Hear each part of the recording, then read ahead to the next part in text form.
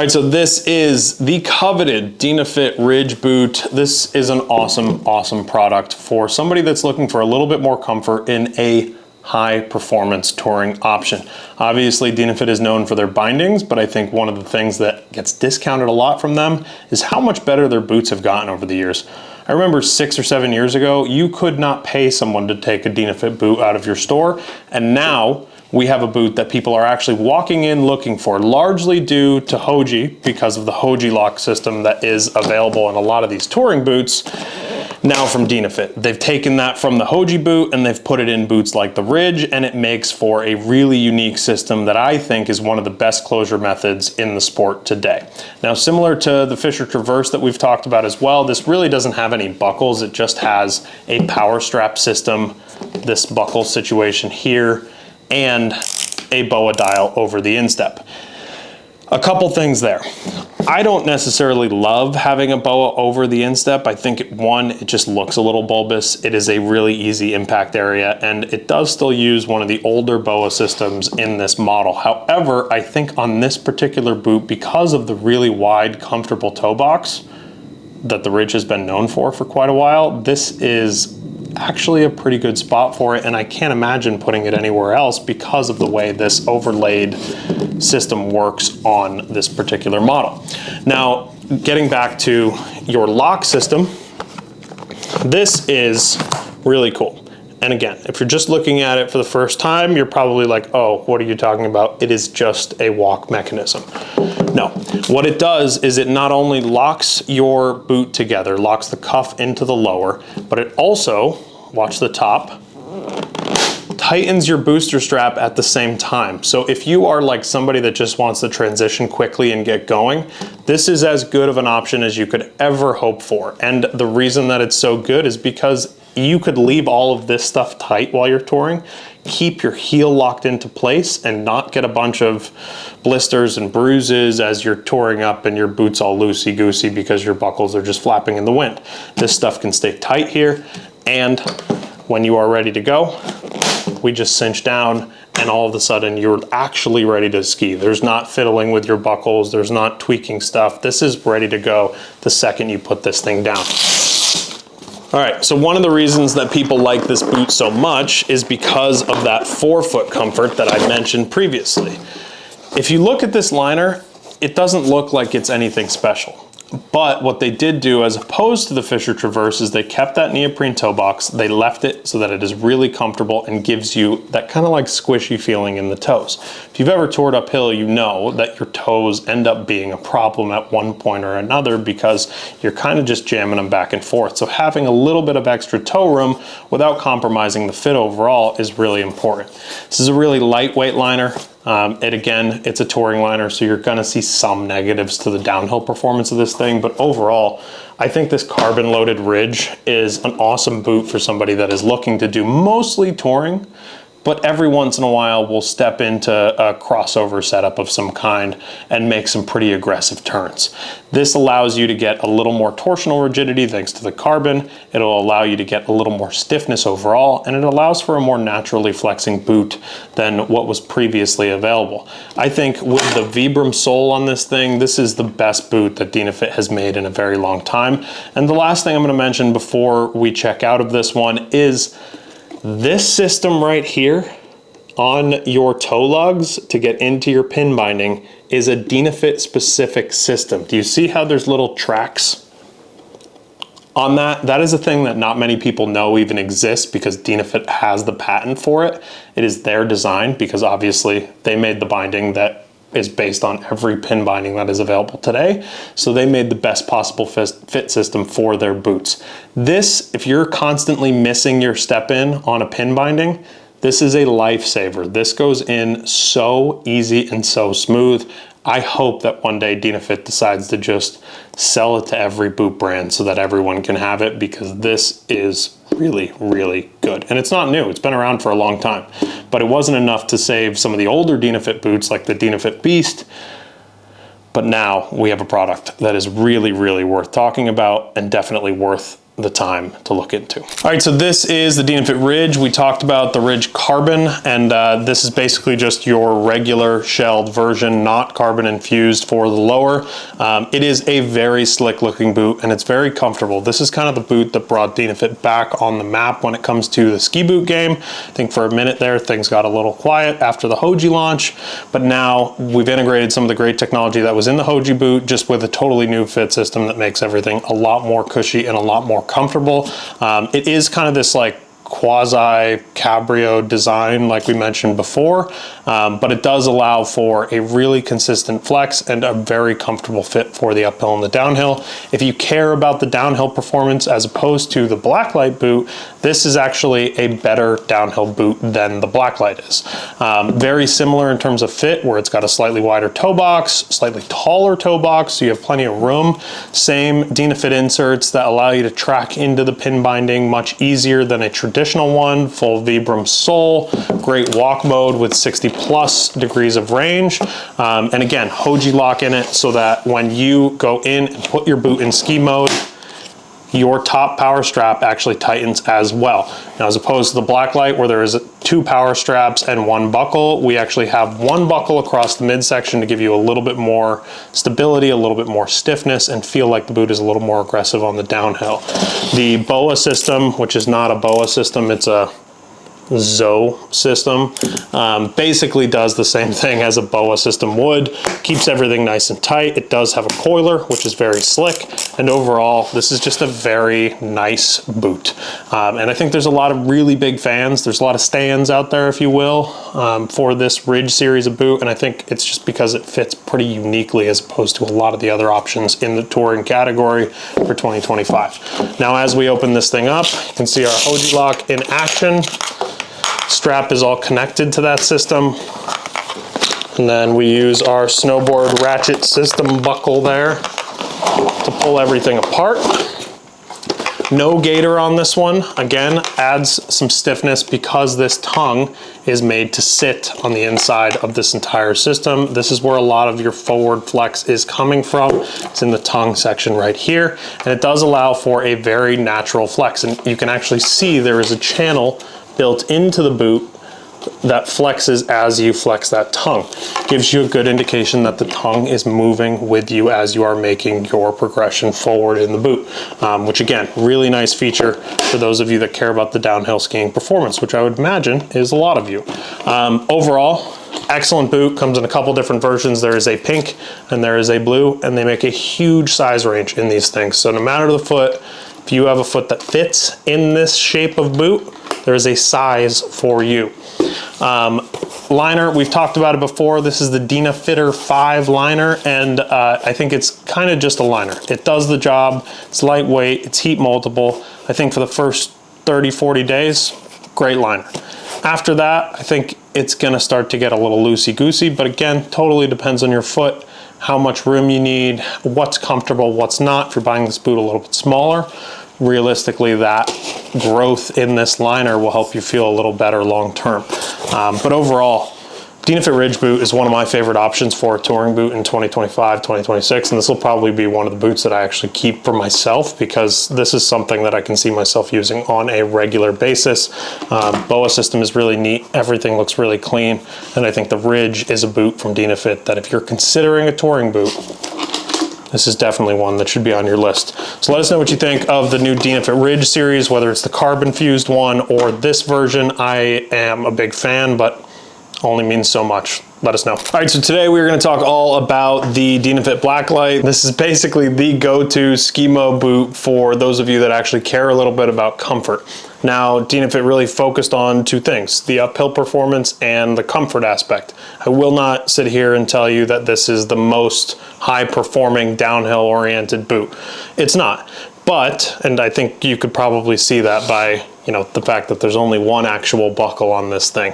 Now, the top 2 buckles that you would traditionally have are replaced with this mega power strap system here that actually connects over to your Hoji lock, which is a really nice way to integrate things and keeps things super simple. You do have an additional power strap up top to keep everything nice and tight and give you a little bit more of that forward flex, or I guess a little bit less of that forward flex. Either way, I digress. This is your middle buckle here, and this is basically going to control everything in the forefoot and a little bit of that ankle area so that you are cinched up. Now, why do we say the focus here was on comfort? They put a really comfortable liner in this thing, and it is a 101 millimeter last boot, so it is a little bit wider and a lot more forgiving for many different shapes of feet. If you're a skinny pin-footed type person, this is probably not the boot for you unless you're just going for like that cushy, comfortable feel.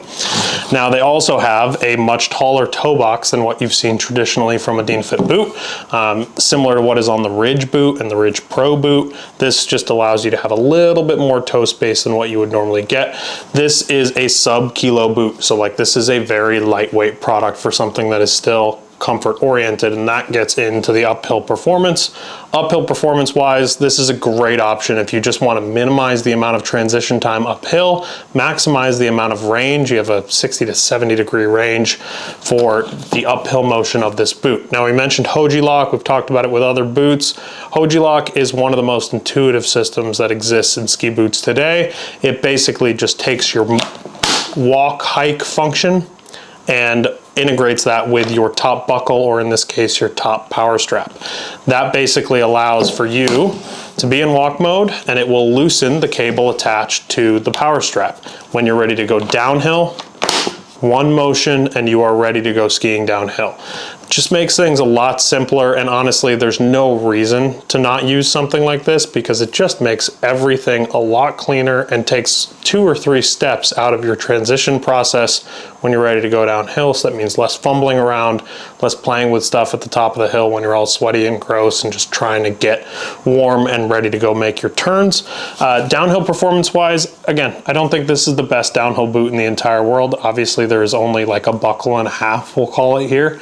But it actually skis pretty well. Like, I'm 215 pounds. This would not be my daily driver, but it is skiable still.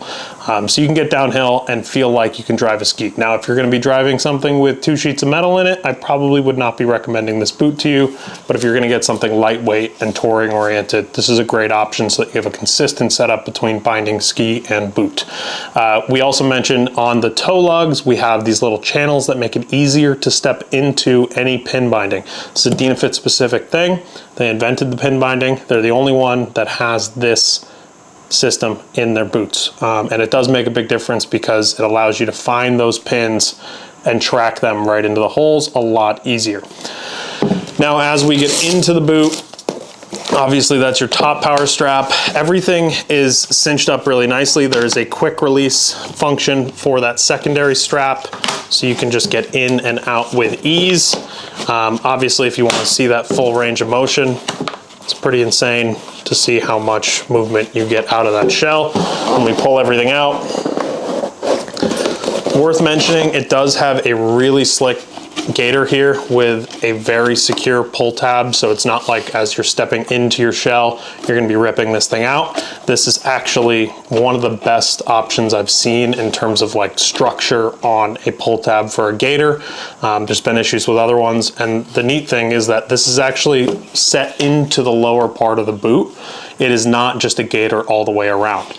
So it does keep you warm, does keep you dry, does allow for that kind of like free floating motion of your boot, but it doesn't limit you when you're trying to step in, so you don't have to worry about shooting your liner through this tiny little hole in your shell.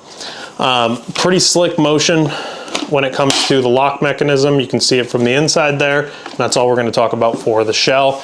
Liner wise, I think this liner is really comfortable. It's really lightweight. It is heat moldable, and they did do like a gentle J-bar situation for the ankles to keep your ankles locked into place. All in all, it's kind of just a touring liner. Nothing to write home about, but it does definitely do the job. And I think on day 1, it's going to feel very comfortable for you. On day 100, you may feel like it gets a little bit sloppy. But again, I think ski boots, like anything else, are very personal, and you need the best fit possible. So figure out if the liner works for you. If it doesn't, there's plenty of upgrade options for liners that you can use down the line. But initially, I think this liner does the job. It does have some nice Velcro for it to hit with your gaiter. And it does also have a slightly softer material on the back spine so that when you are in touring mode, the liner flexes consistently with the shell. Overall, a really, really great option for somebody looking for a comfortable boot that is also touring specific. Check out the Dynafit Blacklight and let us know what you think. All right, so this is the Dynafit T-Guard series. This is the 110, this is the 130, and that's the last that we're gonna talk about, the 110 for the most part, so I'm gonna get rid of it. The nice thing about the T-Guard is that it's made to be this kind of like overarching, do everything, hybrid touring boot from Dynafit, right? You know them as like this uphill, lightweight, form functioning company, right? This is the boot that they have to compete with boots like the K2 Mindbender, like a Lang Free Tour, like any one of the boots that you would be buying in a ski shop. If you're like, maybe I'm gonna muddle around to do some ski touring, but really I just want a good downhill performing boot, T-Guard is that. It's worth noting that the 130 and the 110 both come with the same performance features across the board. So you can actually pick the boot that you need based on the flex that you need and not worry about losing features because you're going to a 110 or 130 like a lot of other brands do. Now, as we get into some of these tech features, we have all of your regular suspects where grip walk soles, pin capability, regular alpine binding capability, a walk mode, a comfortable heat moldable liner, all of those things. When we get into the more specific aspects of this boot, the first thing that we go to is the Hoji Lock system. Hoji Lock is one of the most groundbreaking things in uphill touring that I think has come out in the last 10 years. And basically what it does is it cinches up your walk mode. So when you're ready to go downhill, you lock your walk mode into place, into ski. It then tightens your booster strap and it tightens your upper buckle all in one motion. So there's no more like fiddling around at the top of the trailhead to get all your buckles in the right place. In one swift motion, everything is dialed. The other thing that we're going to talk about with this boot is these little retainers for the buckles. This is a really nice thing to have, especially on an alpine boot that usually fits a little bit bigger, a little bit looser. You don't want to have your buckles super tight when you're touring uphill. You want them to be pretty loose so that you still get that effective 70-degree range of motion that comes in a T-Guard, but you don't want your buckles falling out, right? And these kind of keep them nice and in place and exactly where you need them. So again, Dynafit was kind of looking to minimize any extra adjustments you would have to do at the transition point at the top of the hill, and they've done a great job with that. Last-wise, this is a 101 last, so it is really like that true medium high volume boot, allowing for a lot more comfort and honestly a lot more different shapes of feet to get into this thing. Now, it is not a super lightweight boot, but it's not made to be a super lightweight boot. It is made to be a hybrid boot, so it's like just light enough so that you can do the uphill in your best time, but you can also ski the downhill in the best way possible and feel like you have that stability and control that you need. Now, the last thing that we're gonna get into here before we wrap this thing up is, I guess, the last two things. Last two things we're gonna talk about. One, Instep uses a softer plastic material, so it makes it easier to get into. So whether you're using laces on your liner, a zip fit liner, or you just have a high instep in general, this allows for the shell to flex a little bit easier and for you to get in there without being bit. And that definitely happens. Some boots still are using the same plastic material over the instep as everywhere else on the boot. I think that is a mistake, and Dynafit did not make that mistake with this boot. When it comes to the liner, we actually have a very comfortable and alpine-oriented liner that has a hinge point on the Achilles area of this boot. So when you are in that walk motion, your liner flexes freely as well, not just the shell. Everything is going to move in unison, which is really, really nice so that you don't have to worry about wear marks or tearing in the liner as you're starting your uphill trek. It's also just pretty well built. I think people have said a lot of things about Dynafit liners over the years. They're not good, they're too light, they're too fluffy, whatever. This is actually a really good option, and I would feel pretty confident skiing in this option because you have that neoprene toe box, because you have a little bit more stiffness in the cuff of this boot. And honestly, like if you're looking at a standard liner, this is kind of just like a standard downhill oriented liner. Very impressive boot. This is one of the best hybrid touring boot options I think on the market. and I've been really, really impressed with the way that it skis. So let us know what you think of the new T-Guard 130 or the T-Guard 110.